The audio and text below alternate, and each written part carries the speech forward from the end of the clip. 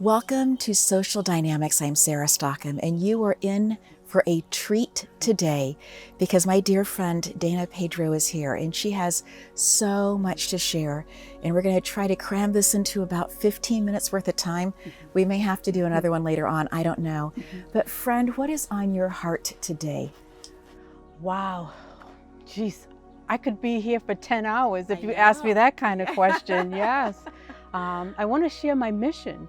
I would love that. I want to share my mission. Please do. My mission is to put an end to loneliness with grace. Oh my gracious. And I know that your background as a court reporter, that you have seen all kinds of people come into that space, and that some of them have just felt such deep loneliness. And so I know that you've been a witness to people's lives in such a beautiful, incredible way. And I know that even as we had a conversation before we came on screen, your ability to notice the details of what's taking place for people, to be able just to see the nuances, is truly astounding. I am just so impressed by that, in awe of that. And so as you speak of loneliness and grace, those seem to be for me two very, very polar opposites in such a way, and yet one is an emotion and one is an expression. Can you just take us in a little bit deeper into what your mission looks like? Well, as I said, loneliness is real. So Sarah, let me define what loneliness is. I would love that. It's an emotional state directed by toxic emotions, resulting from the desire to connect to human beings. You know what, Sarah? We all want to connect to someone. Absolutely. But it's the toxic emotions based off of life experiences that make us feel lonely. So that loneliness is a toxic emotion. So that's what I would share. Oh, that is so incredibly powerful. And you are right. We come as these pure babies, right? And come and we are loved and we are held. And somewhere along the line, we are taught all of our family's expectations and rules. And some of them make a lot of sense and some of them not necessarily so, right? And then some of them seem to start contradicting, and then we start to have these experiences that we start noticing suffering on edges. The other part that you talked about was also the part of grace. What's your definition of grace? How does this work in with your mission? Grace is this inner power that we have within us, and it's based off of the best version of yourself, the higher self, to let you know that there is this person within you that sees the best and that is the best, but you just have to be taught that. And when we learn that we have this best version of ourselves and someone is there to guide you, you begin to change the way you show up in the world. So grace is really an inner power that we have to tap into. I love how you talk about that we begin to change once we have this new understanding, or we're able to move into spaces of grace. I would love for you to tell a little bit more on the part of loneliness. Where do you think, because it is so pervasive, and especially after we've gone through the last several years with people having to be apart from people and apart from community, where does this loneliness, where does it come from? How does it bubble up? That is a great question. It comes from the feeling of being disconnected. And when you feel disconnected, you feel alone. But that's not true. And you know how that happens? By life situations and circumstances. Imagine this. You're a child, you're in school, or you could even be at a job and someone says, "That's stupid, you're dumb." So now within your soul, you have a script of "I'm dumb and I'm stupid." And that begins to allow you to disconnect from people. And you think that I'm dumb, I'm stupid, and I feel unworthy. And that unworthy creates a whole script in your life because you feel like you don't have any value. You feel that you don't count. And when you feel that you don't count, you don't matter. So you can see how feeling like you don't count and not matter can make you feel alone. I am just taking this in. I feel like I'm a sponge in your presence, just taking in this concept of listening to what other people are saying to us, and then what we do with that information, and deciding how much of that we're going to hold on to and how much of that we're going to release. Before we came on camera today, we were talking about this concept that you have about us having 3 brains. Does our moving into a place of unworthiness, and then into disconnecting, and then into loneliness and away from grace, does any of that have to do with the 3 brains that you were speaking about earlier? Thank you for asking this question, because we look at the brain as something so complex, but it really isn't. And it is our brain that creates that, because one event, one word can create a whole script of unworthiness. For example, your mind has a brain of its own because it has the capacity to think. If I tell you stupid, your brain, your mind, and your thoughts will think of a whole script of what stupid is. And then your emotions has a brain of its own also. If I tell you you're stupid, you will feel stupid. And that whole script of how it feels to be stupid has to go with that whole concept of feeling unworthy. And the same thing as your knowingness, your gut also has a brain. Because if I tell you that you're stupid, now your frame of reference is stupid. So everything is, I'm stupid, I'm stupid. I could say to you, can you do this task for me? And you know that you can do it. But that knowingness in you, because of a script that you've created in that brain, in your gut of knowingness, will say that you're stupid, and you know that you're not. So I share with you, the brain is very important, but it's also important to know that you can change. You can change the information in your brain and have real results. And that's so exciting to me. So tell me how it is that somebody can hear things and not take them into their being of the 3 parts of the brain, the mind, the heart, and the gut. How can somebody hear things and that they may know that they are absolutely not true, or that they know that there's misinformation there, or it's being that they are being misrepresented in how people are speaking about them? And so how does somebody hear narratives and not have that become part of their being? First of all, it's you break neural pathways. I'm going to give you an example right now.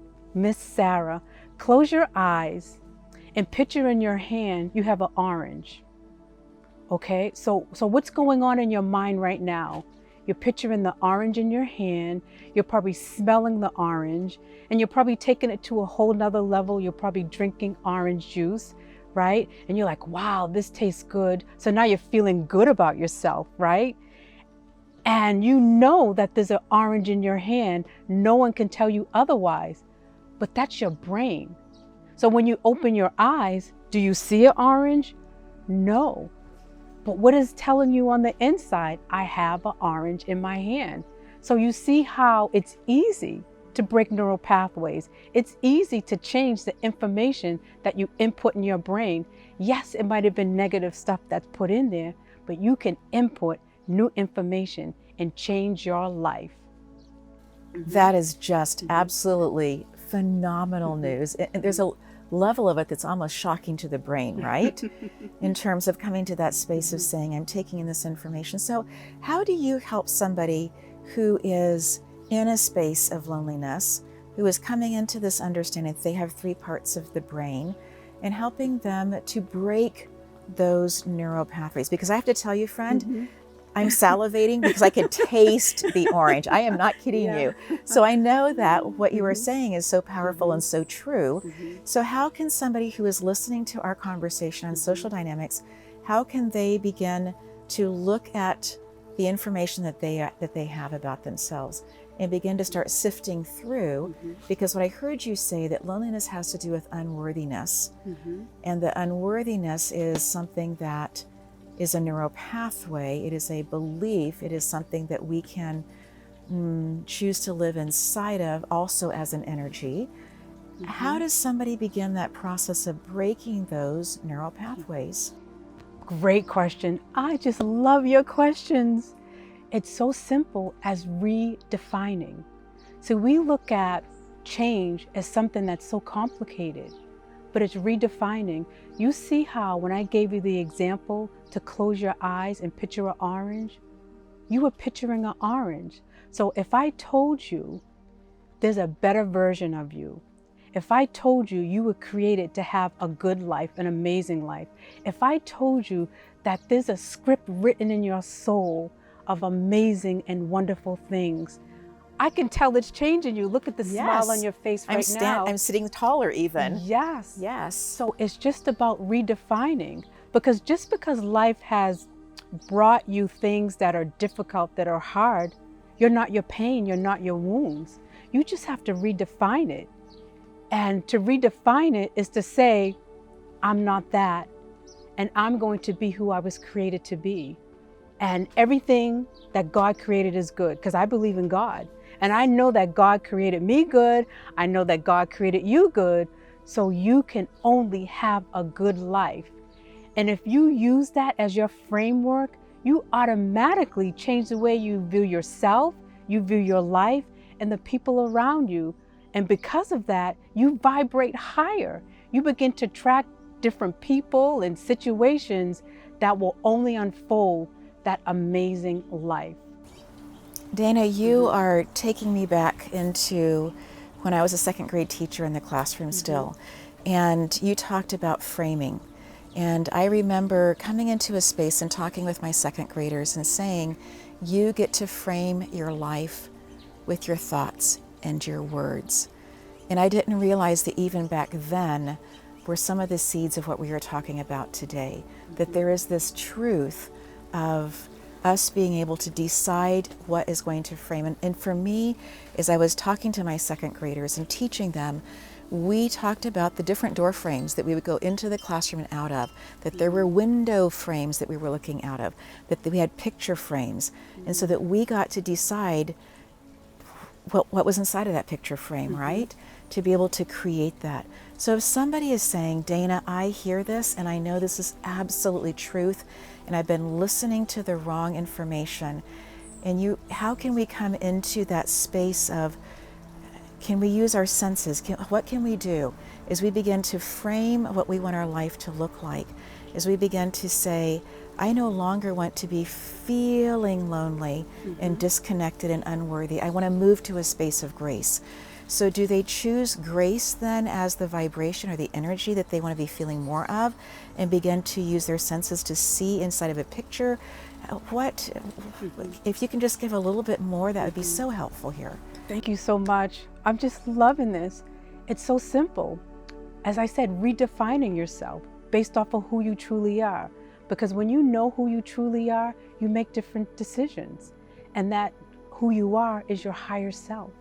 It is this person that was created perfect. It was this person that was created good. And once you know that, and you believe that, and you make that your foundation, all your decisions will be from that. But that requires a soul journey. You have to have someone to guide you. You have to have someone that's already gone that path and can guide you and give you new information that you were created good, that you were created amazing, that it is your destiny to have a good life, but also too, that you were created for something good. Because when we know our value and we know that we were created for a purpose, that we matter and that we count, you show up differently in the world because you see a bigger picture. You disconnect from, I'm alone. No, you're not. You are here for a purpose. You are here to awaken light within yourself, to shine that light to other people. Like, you have a voice, and your voice is so important. And when we begin to believe that and know that, how you act is different. You don't think I'm alone. You don't think I'm unworthy. You know that every word that comes from your mouth is important and someone needs to hear it. Like, you are needed in this world. And that's what I would share.